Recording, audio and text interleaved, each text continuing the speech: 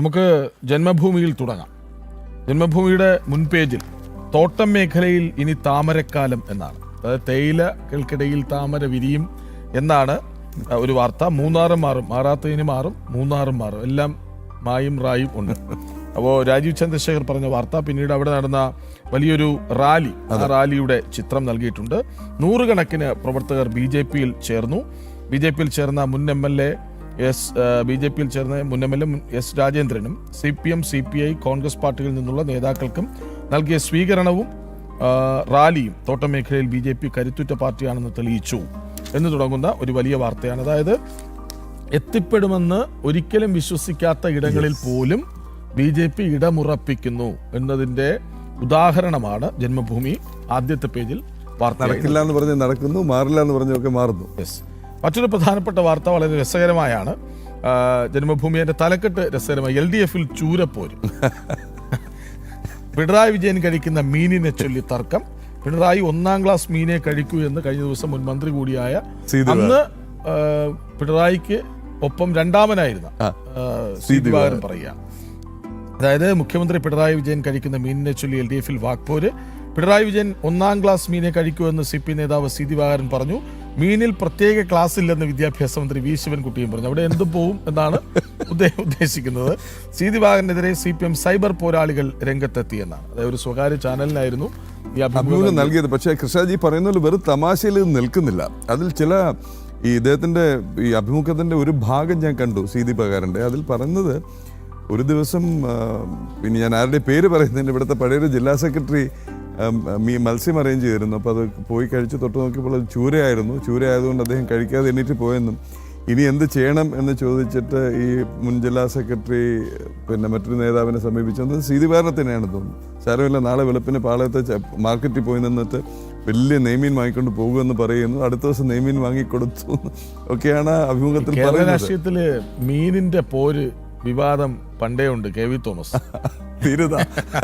അപ്പോൾ അതുകൂടി ചേർത്ത് വായിക്കുമ്പോൾ ഏതായാലും ഇപ്പോൾ അദ്ദേഹവും CPMന്റെ സഹയാത്രികനായി മാറിയിരിക്കും, അംബാസഡറാണ്. മറ്റൊരു വാർത്ത, കോൺഗ്രസ് MP ഗൗരവ് ഗൊഗോയിക്കും ഭാര്യയ്ക്കും പാക് ബന്ധം എന്ന് ഹിമന്ത ബിശ്വ ശർമ്മ. ഇത് ആദ്യമായി പറയുന്നതല്ല, വളരെ നേരത്തെയും ഇത് പറഞ്ഞിട്ടുള്ളതാണ്. കോൺഗ്രസ് MP ഗൗരവ് ഗൊഗോയിക്കും ഭാര്യ എലിസബത്ത് കോൾബേണിനും പാകിസ്ഥാനുമായി അടുത്ത ബന്ധമുണ്ടെന്ന് അസം മുഖ്യമന്ത്രി ഹിമന്ത ബിശ്വ ശർമ്മ പറഞ്ഞു. ബ്രിട്ടീഷ് പൗരയായ എലിസബത്ത് പാകിസ്ഥാനുമായി ബന്ധമുണ്ടെന്ന ആരോപണങ്ങളിൽ അന്വേഷണം വേണമെന്ന് ആവശ്യപ്പെട്ട് നേരത്തെ അസം സർക്കാർ പ്രത്യേക അന്വേഷണ സംഘത്തെ നിയോഗിച്ചിരുന്നു. SIT റിപ്പോർട്ടിൽ ഗൊഗോയ്ക്കും ഭാര്യയ്ക്കും പാക് ബന്ധമുള്ളതായി വ്യക്തമാക്കുന്നു എന്നാണ് ഈ വാർത്തയിൽ പറഞ്ഞു വെക്കുന്നത്. മറ്റൊന്ന്, പാക് ഭരണകൂടത്തിനെതിരെ പ്രതിഷേധവുമായി ജനങ്ങൾ തെരുവിലെന്നതാണ്. അപ്പോൾ അവിടെ ആഭ്യന്തര കലാപം പതിവാണ്. ഈ പൊട്ടിത്തെറികൾക്കിടെയും അവിടുത്തെ സാധാരണ മനുഷ്യർ അത് ജീവിക്കണം എന്നാഗ്രഹിക്കുന്നവർ അവരൊക്കെ പാക് ഭരണകൂടത്തിന് എല്ലാ കാലത്തും എതിരാണ്. ഭരണകൂടം എന്നൊന്നില്ലല്ലോ അവിടെ എല്ലാം ഒന്നാണ്.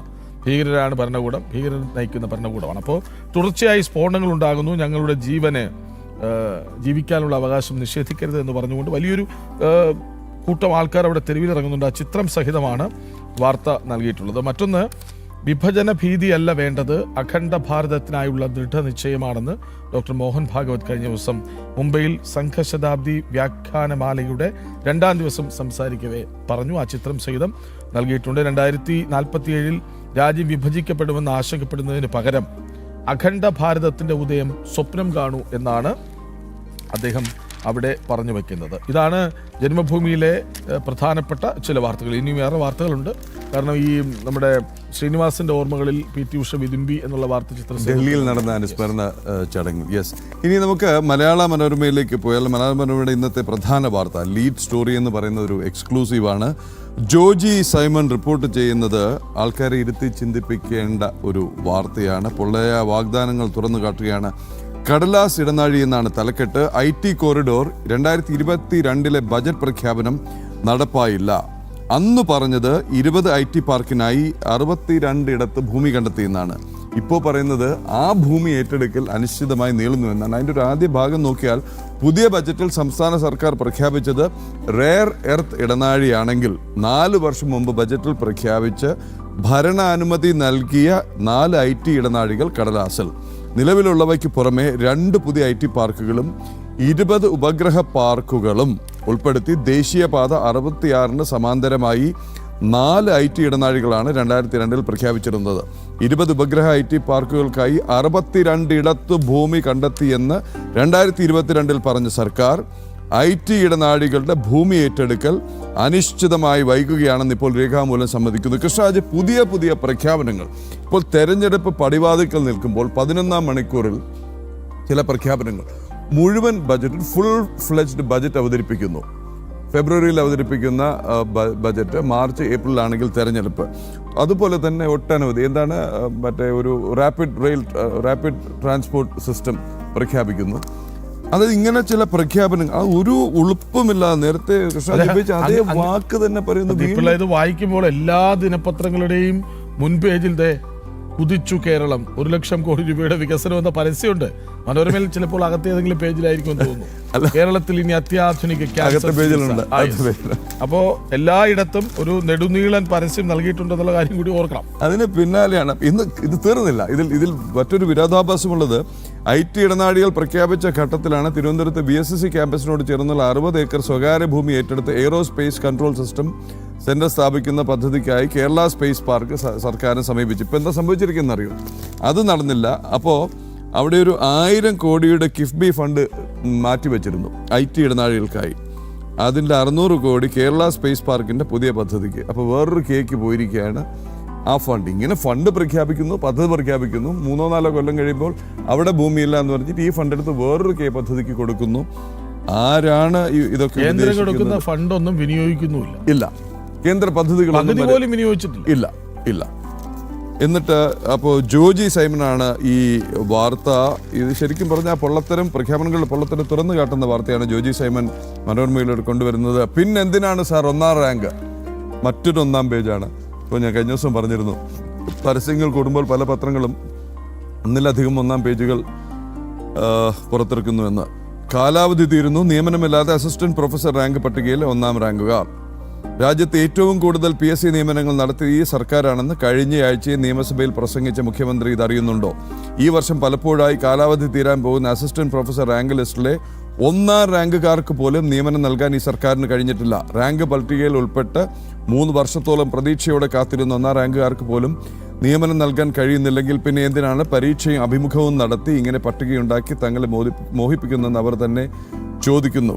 എന്തായാലും ഉറുദുവിൽ 1ാം rank M Rasheeda, Islamic history 1ാം റാങ്ക് K ഹിലാലുദ്ദീൻ, ഫിലോസഫിയിൽ 1ാം റാങ്ക് സരസ്വതി നായർ, സോഷ്യോളജിയിൽ 1ാം റാങ്ക് മമത ജേക്കബ്. ഇവരുടെയൊക്കെ ചിത്രങ്ങൾ സഹിതമാണ് പ്രഖ്യാപിച്ചിരുന്നത്. കൃഷ്ണരാജ്, ഈ കണ്ടക്ടർ മുതൽ SRTC മുതൽ കോളേജ് തലം വരെ ഇതാണ് അവസ്ഥ. എന്തിനാണിപ്പോൾ പോലീസ് കോൺസ്റ്റബിൾമാർ മുട്ടിൽ ഇഴയുന്നവരെയും നിലത്തുരുളുന്നവരെയും ഒട്ടേറെ പേരെ കണ്ടു. തൊഴിൽ നൽകുന്നു എന്ന് പറയുന്നു, പട്ടികയുണ്ടാക്കുന്നു. വീണ്ടും ശബരിമല വാർത്തയാണ്. 3ാമത്തെ 1ാം പേജിലേക്ക് മനോരമയിൽ നിന്ന് റെക്കോർഡ് ഇടുകയാണെന്ന് എനിക്ക് തോന്നുന്നു കൃഷ്ണരാജ്. 1ാം പേജ് 1, 1ാം പേജ് 2, 1ാം പേജ് 3 കവർ പേജുകളാണുള്ളത്. മുഴുവൻ ഫുൾ ഫ്ലെജ്ഡ് മാസ്റ്റ് ഹെഡോട് കൂടി. അധികം കണ്ടിട്ടില്ല. ഇല്ല, 2 1ാം പേജൊക്കെ ഇടയ്ക്ക് പരിഷ്കരിക്കും. മനോരമയായിരുന്നു പല പരിഷ്കാരങ്ങൾ. 3 1ാം പേജുണ്ട്. 3ാമത്തെ 1ാം പേജിലെ പ്രധാന വാർത്ത എന്ന് പറയുന്നത് ശബരിമലയാണ്. തട്ടിയ സ്വർണം ഇരട്ടിയിലേറെ. VSSCയിലെ 2ാം പരിശോധനയുടെ ഫലം ഇന്ന് ഹൈക്കോടതിയിൽ. പാളികൾ മാറ്റിയോ എന്നതിൽ വ്യക്തതയില്ല. മറ്റൊരു ലാബിൽ പരിശോധിക്കാൻ നീക്കം. അപ്പോൾ വീണ്ടും പരിശോധന തീരുന്നില്ല എന്നാണ് അവിടെ വരുന്ന സൂചന. ഇനിയിപ്പോൾ അതിൻ്റെ ഒപ്പം തന്നെ അതിൻ്റെ ഇൻസേർട്ടായിട്ട് ബോക്സായിട്ട് നൽകിയിരിക്കുന്നത് പോറ്റി കടകംപള്ളി. വീണ്ടും ഒരു ചിത്രം കൂടി. ശബരിമല സ്വർണം കൊള്ളക്കേസിലെ 1ാം പ്രതി ഉണ്ണികൃഷ്ണൻ പോറ്റിക്കൊപ്പം മുൻ ദേവസ്വം മന്ത്രി കടകംപള്ളി സുരേന്ദ്രൻ നിൽക്കുന്ന മറ്റൊരു ചിത്രം കൂടി പുറത്തു വന്നു. പോറ്റിയുടെ പിതാവുമായി ബന്ധപ്പെട്ട ചടങ്ങിനായി അവരുടെ വീട്ടിൽ ഒരു തവണ പോയി എന്നായിരുന്നു കടകംപള്ളി ആദ്യം വ്യക്തമാക്കിയിരുന്നത്. നമ്മൾ തുടക്കത്തിൽ പറഞ്ഞ അതേ കാര്യം. എന്നാൽ പോറ്റിയുടെ വീട്ടിൽ പലതവണ എത്തിയിരുന്നു എന്ന സൂചനയാണ് പുതിയ ചിത്രത്തിൽ. പോറ്റിയുടെ അമ്മാവന്റെ മകൾക്ക് കടകംപള്ളി സമ്മാനം നൽകുന്ന ചിത്രമാണ് പുറത്തു വന്നത്. ബിരുദ പഠനത്തിന് റാങ്ക് ലഭിച്ചതിനെ തുടർന്ന് സമ്മാനം നൽകിയെന്നാണ് വിശദീകരണം. എന്തായാലും ഉന്നതതല ബന്ധങ്ങളെക്കുറിച്ച് സൈറ്റ് അന്വേഷണം വ്യാപിപ്പിച്ചിട്ടുണ്ട്. ആന്റണി MP ഉൾപ്പെടെ കൂടുതൽ പേര് ചോദ്യം ചെയ്തേക്കും. ഇതാണ് മറ്റൊരു വാർത്ത. അതുപോലെ ഭീകരതയോടുണ്ട്, വിട്ടുവീഴ്ചയ്ക്ക് ഇല്ല എന്നുള്ള വാർത്ത. പ്രധാനമന്ത്രി നരേന്ദ്രമോദിയുടെ മലേഷ്യ സന്ദർശനം സാമാന്യം വിശദമായി തന്നെ മനോരമ കവർ ചെയ്തിരിക്കുന്നു. നേർക്കാഴ്ച ഉൾപേജിലാണ്. മലേഷ്യൻ സന്ദർശനം സഹകരണം ശക്തമാക്കും എന്ന് മോദി. വികസനത്തിന് കൈകോർക്കാൻ എന്ന തലക്കെട്ടോടുകൂടി, എന്ന ക്യാപ്ഷനോടുകൂടി ചിത്രം പ്രസിദ്ധീകരിച്ചിട്ടുണ്ട്.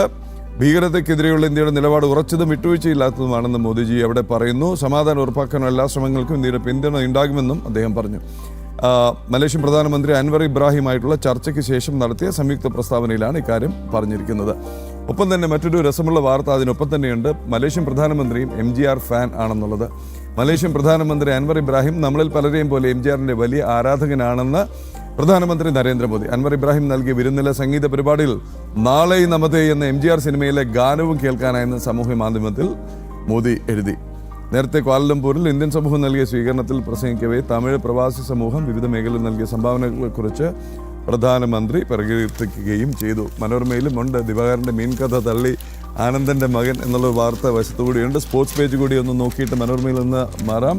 പടിക്കൽ ഗോൾ ഉടഞ്ഞു എന്നാണ് ഹെഡിങ്. തൊട്ടടുത്തെത്തി അല്ലെ, നമ്മളെല്ലാവരും ഇന്നലെ നോക്കിയിരുന്നതാണ്. സന്തോഷ ഞായർ ഗോൾ സോൺ കൺട്രി എന്ന ക്യാപ്ഷൻ വരെ റെഡിയാക്കി വെച്ചിരുന്നതാണ്.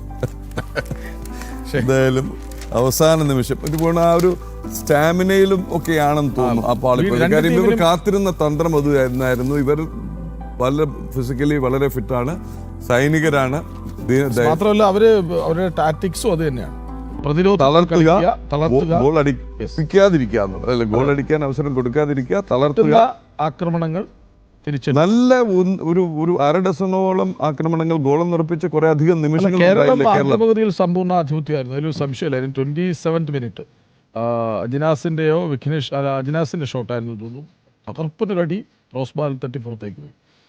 പിന്നീട് ഓപ്പൺ ചാൻസസ് കിട്ടി, അതൊക്കെ ഗോളി രക്ഷപ്പെടുത്തി.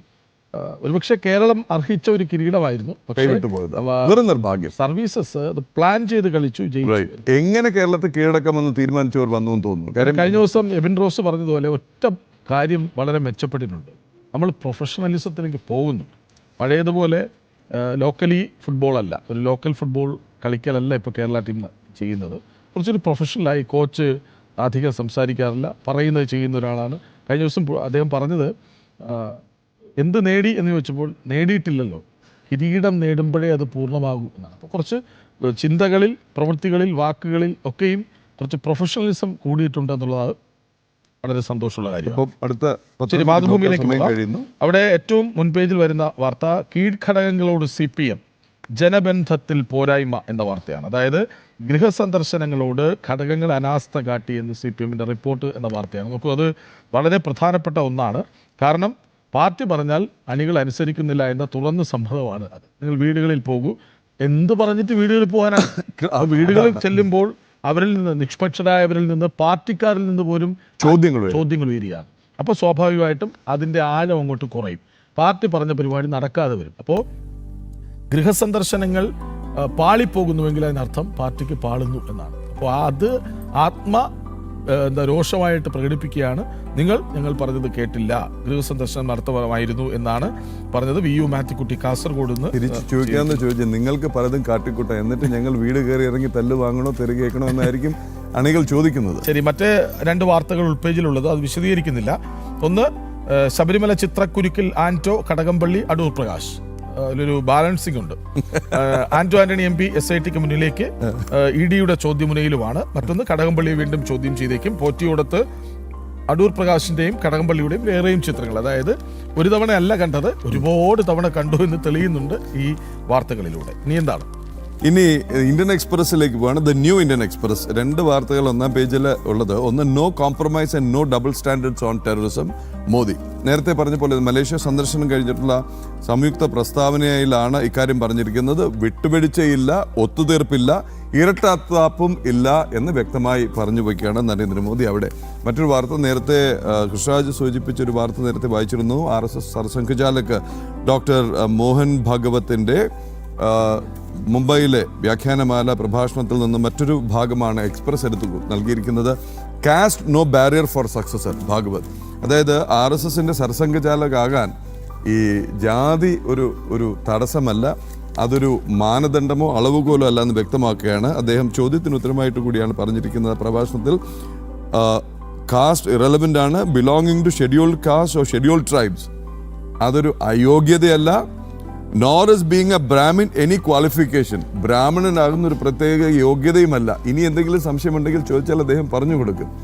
ജാതിയുടെയും മതത്തിൻ്റെയും അടിസ്ഥാനത്തിൽ തസ്തികകൾ, ഭാരവാഹിത്വം, സീറ്റ് ഒക്കെ വീതം വയ്ക്കുന്നതിനിടയിൽ അർദ്ധശങ്കയ്ക്കിടയില്ലാത്ത വിധം സർസംഘചാലക് പറയുകയാണ്, ഒരു പ്രത്യേക ജാതിയിൽപ്പെട്ടതോ ഒരു പെടുന്നത് ഒരു അയോഗ്യതയുമല്ല, ബ്രാഹ്മണനാകുന്നത് യോഗ്യതയുമല്ല. പിന്നെ മറ്റൊന്ന് പറഞ്ഞ ഒരു ഹിന്ദുവാണ്. ഒട്ടനവധി ബോളിവുഡ് താരങ്ങൾ അവിടെ അണിനിരുന്നത് കാണാനായിട്ട്. രൺബീർ കപൂർ, അക്ഷയ് കുമാർ, സൽമാൻ ഖാൻ, വിക്കി കൗശൽ, ഹേമമാലിനി BJP MP കൂടിയാണ് ഇപ്പോൾ.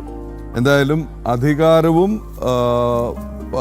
പണവും ഒന്നും ഇതിൻ്റെ ലക്ഷ്യം, സംഘത്തിൻ്റെ ലക്ഷ്യമല്ല എന്നും അദ്ദേഹം പറഞ്ഞു വയ്ക്കുന്നുണ്ട്. ഇനി 2 പ്രധാന വാർത്തകൾ കൂടി. ഒന്ന് ഇക്കണോമിക് ടൈംസിലാണ് ഏറ്റവും പ്രധാനപ്പെട്ട വാർത്ത, അതായത് ഭാരതത്തിൻ്റെ സാമ്പത്തിക നില, എക്കണോമി എത്ര കുതിക്കുന്നു എന്നുള്ളതിന് സൂചകമാണ് ഇക്കണോമിക് ടൈംസിൻ്റെ ലീഡ് വാർത്ത. India incorporated revs great gets loans books ticking. അതായത് കോർപ്പറേറ്റ് വായ്പകൾ വർദ്ധിക്കുന്നു എന്നാണ് ഈ വാർത്തയുടെ ഒരു ആകത്തുക. സലോനി ശുക്ലയുടെ വാർത്തയാണ്. ഇതിൻ്റെ അർത്ഥം എന്ന് പറയുന്നത് വർക്കിംഗ് ക്യാപിറ്റൽ, മൂലധനം കൂടുതൽ ഇറങ്ങുന്നു, സമ്പദ്ഘടന ഇക്കണോമി കൂടുതൽ വൈബ്രൻ്റ് ആകുന്നു, ഡൈനമിക് ആകുന്നു, കൂടുതൽ തുകകൾ, കൂടുതൽ പണം പദ്ധതികളിലേക്ക്, വികസന പദ്ധതികളിലേക്ക് വരുന്നു എന്നാണ്. പിന്നെ പീയൂഷ് ഗോയലിൻ്റെ അഭിമുഖമുണ്ട്. Nothing to worry for farmers, Goyal promises calibrated opening of markets under US trade deal framework. എല്ലാ മേഖലയും ഉടനടി തുറന്നു കൊടുക്കുന്നില്ല എന്നും നോക്കിയും കണ്ടും അളന്നു കുറിച്ചായിരിക്കും ഓരോ മേഖലയിലും ഈ കരാറിലെ വ്യവസ്ഥകൾ നടപ്പാക്കുന്നതെന്നുമാണ്. ടൈംസ് ഓഫ് ഇന്ത്യയും ഇതാണ് ഏറ്റവും പ്രധാനപ്പെട്ട വാർത്ത. പീയൂഷ് ഗോയലിൻ്റെ അഭിമുഖം തന്നെയാണ് പ്രധാന വാർത്ത. Try to aggressively push our farm interest in US trade deal. Goyal demand on animal feed imports came from industry. അത് ഇവിടെ നിന്നുള്ള ഡിമാൻഡ് അനുസരിച്ചാണ് അതുള്ളതെന്നുള്ളതാണ്. In a clear message Malaysia India slam cross border terror ആണ് മറ്റൊരു വാർത്ത. മലേഷ്യ സന്ദർശനത്തെ കുറിച്ചിട്ടാണ്. എന്തായാലും ഈ വരികൾക്കിടയിൽ വായിക്കുന്നത് തൽക്കാലം അവസാനിപ്പിക്കേണ്ടിയിരിക്കുന്നു. ഒരുപാട് പത്രങ്ങൾ നമ്മൾ എടുത്തു വെച്ചിരുന്നു, പക്ഷേ സമയപരിമിതി ഉള്ളതുകൊണ്ട് പറ്റുന്നില്ല.